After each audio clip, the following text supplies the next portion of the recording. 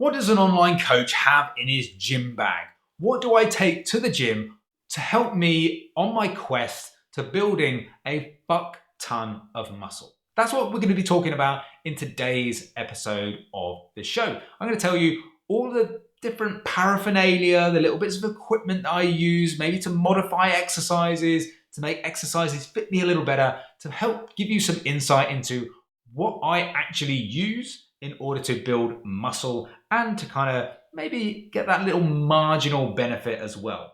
Now, I'm going to skip the regular stuff. So obviously, if I can take a towel and a change of clothes, you don't really want to fucking know that I use Radox 2-in-1 shower gel for men, L'Oreal deodorant, and I put wax in my hair that's L'Oreal matte paste. You don't fucking want to know that shit. You want to get into the gritty detail of what's in my gym bag, right? Now, let's start with the things that I use most often. Now, something I use most often is something called a daisy chain. Now, that's not something made out of fucking flowers. This is a piece of climbing equipment. Imagine, if you're not watching this on a video, imagine it's basically a kind of rope type thing with hoops, little loops going all the way up it. Now, what that does is when I'm banding an exercise, so typically it might be something like a bench press.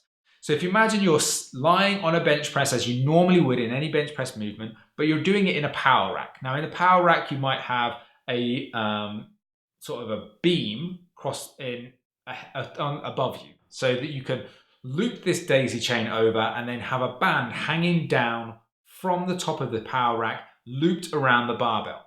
So when you actually then go to initiate that exercise, when the bar comes towards you, the band starts to tighten. That takes a little bit of load off.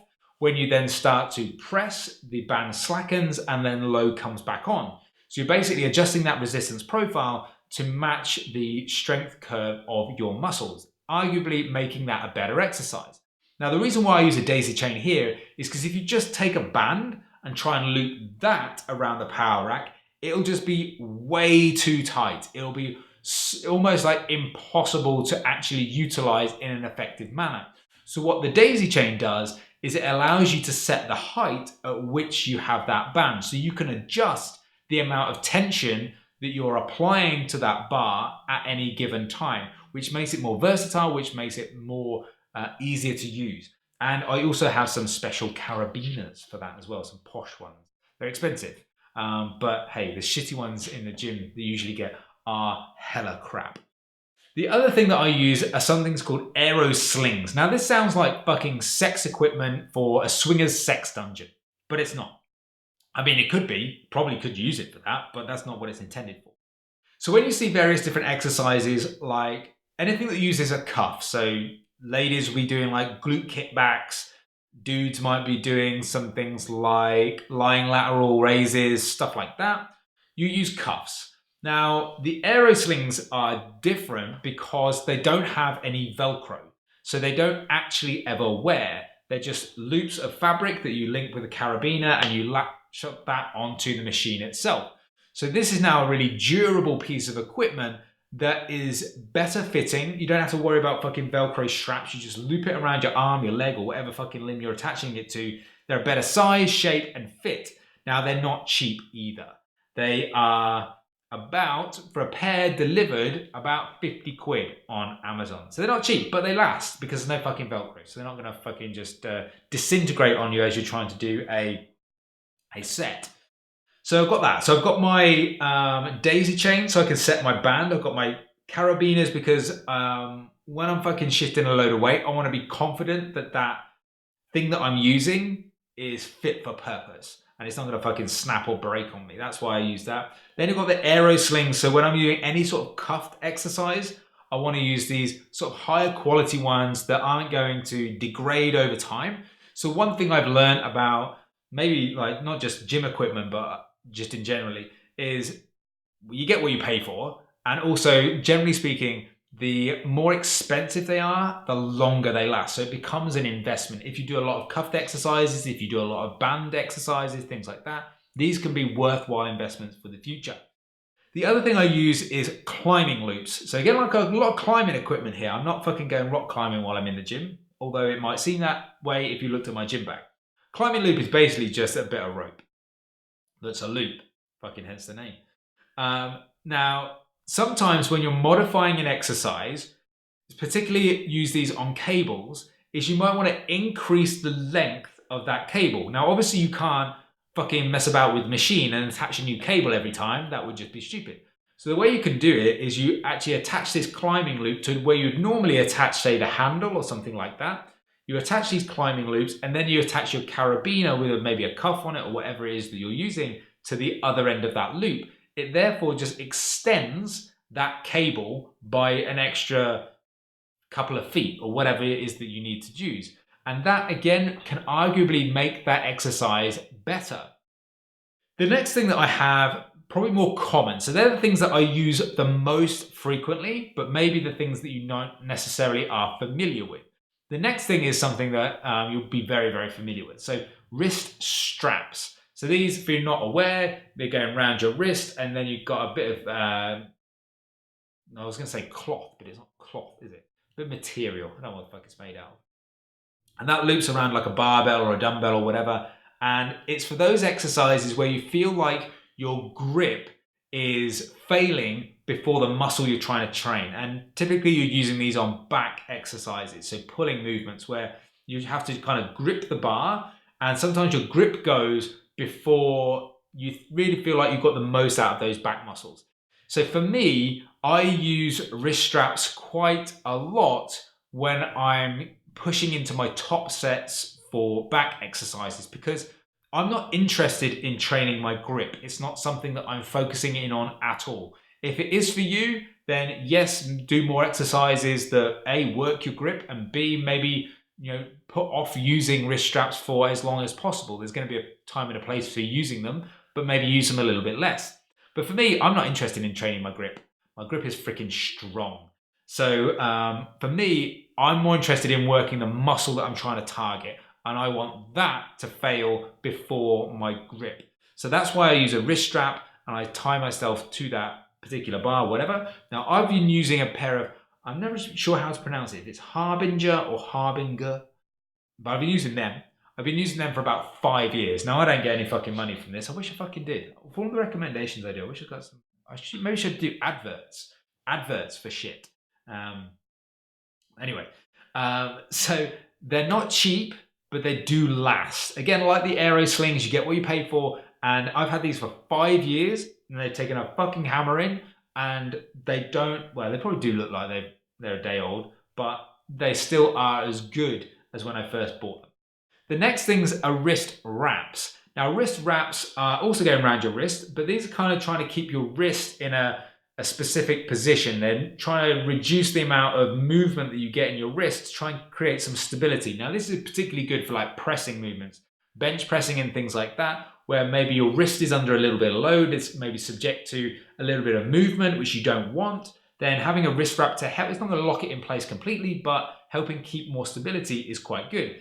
Now, for me, I've broken both my wrists, in no sex accidents, when I was about 9 and 10. So when I was younger, broke both wrists. Now, one wrist set really badly. So that actually gives me quite a lot of pain if I go heavy on a bench press or something like that. But when I have wrist wraps, I don't get as much or if any pain whatsoever. So it might be one of those things that you don't really need. If you've got strong wrists, maybe you don't need this particular piece of equipment. You're not having that issue, not having that problem, but maybe it's a case you want to do that to avoid like wrist going different positions that you don't want. So that can be quite good. Again, I've used Harbinger, whatever you want to fucking call them. I've used those for, again, like 4 or 5 years, and I've still got the same fucking pair. Now, when I first started training, I used to buy the shitty ones on Amazon, whatever, like for 10 quid or whatever. But they would fray. They kind of like the elastic in them would go, and you have to repair them or replace them. So then I replaced them with these Harbinger pair, and they've lasted me for like 4 or 5 years. So again, a little bit more expensive, but they last. Now, other than that, so they're like the main pieces of equipment-y things. There's what like attaching to myself to maybe get more out of the exercise. So the wrist straps, the wrist wraps, they're there for me to get the most out of those exercises, perform the best that I possibly can. The aero slings, the daisy chains, the carabiners, the climbing loops, they're all there to modify exercises. So if you're thinking about this, like, what do I need in my gym bag? If you're not modifying exercises, if you're not modifying resistance profiles and things like that, you probably don't need any of those first four things, other than maybe like the aero slings. If you're doing cuffed exercises of any description, they're really, really good. Now, other than that, I have a tripod because content. And also, I find like tripod, even if I'm not creating content, is like I don't like having like my phone on the floor or in my pocket or when it's falling out, whatever. So the tripod just keeps it somewhere nice. It's got my little workout timer on it, so I can see it. It's kind of cool. I can strap it to a machine, so you don't have to like move it around. I just find it useful. Water, obvious, and I also have water in a very bro kind of barrel-like fucking water bottle. And chewing gum. Now, I'm sure personal training 101 says you got to get rid of your chewing gum when you start training. But Simon's way of training 101 is we don't train without gum. There's no benefit fucking to it. I just like it, so I do it. I also, interestingly as well, I take my Fitbit watch off to train. Now, you should do this as well. Because if you go through the process, like let's say you click the link in my show notes, you go to my calorie calculator, which is free. So go listen to it, go click it, use it. You will put in how many steps you do and how much exercise you do, etc., etc., etc. Now, if your step count includes the steps that you take while you're training, you've double counted those calories, which you don't want to do. What you want to do is you want to keep your step count for, that's how many steps I take, excluding all exercise. So excluding your runs, excluding your gym sessions, anything like that. So I always take my Fitbit off when I go to train. If I do anything to do with exercise, I take my Fitbit watch off because I want to keep that step count completely separate. So when I look back at that data, I'm literally just looking at how active was I on that day outside of all exercise. And that just avoids that double counting process. That would be one thing. The other thing I have is my headphones. I freaking couldn't work out without headphones. Not mainly because like I have to have like blaring music. I train to a lot of heavy metal. If you've ever followed my Instagram stories, you will see a complete wash filled full of various different aggressive sounding songs. I do like that. But I can work out to a much more chilled out soundtrack as well. But the reason why I have headphones is because of the inane shit that they play in most gyms. So I used to have AirPods, but they fucking didn't drown out the background noise enough. I couldn't fucking hear what I was listening to versus the shit that was in the gym. So now I've got some badass Sony noise cancelling things that cost me a fucking arm and a leg. But you put those on, can't hear anything fucking else. So for me, that is again money well spent. And of course I have my iPhone with me, not necessarily to text and shit, but to record my workouts, to have my workout timer on there, things like that. But I will confess, I do write a lot of Instagram captions in between my sets. So my sets, between working sets, I ran a range from 2 to 3 minutes. 3 fucking minutes just sat on your ass is a long fucking time to wait around. So I do sit there writing Instagram captions in my 3 minutes, but I'm very strict with that 3 minutes. 3 minutes doesn't turn into 5, into fucking 10. It's like 3, let's go, let's fucking get it on.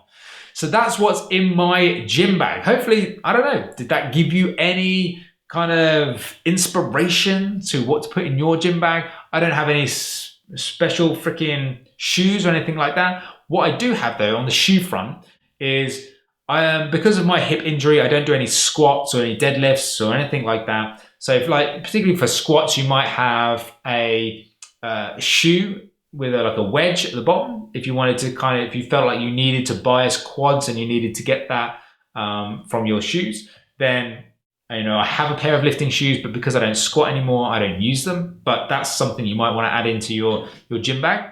I have a pair of, again, it's going to fucking sound like an advert, but you're all going to ask me anyway, so I might as well just tell you. I don't get any money from them, let's say that. But Vivo Barefoot. So they're the trainers that I have all year round, and I wear them in the gym as well. So they're like these minimalist shoes where they're really, really super flat. The sole's super thin. And that's just what I like. I used to train in deadlift slippers. Now that was again because I just don't like wearing trainers and running shoes and shit like that in the gym. I think like, you know, you wouldn't wear lifting shoes to go running.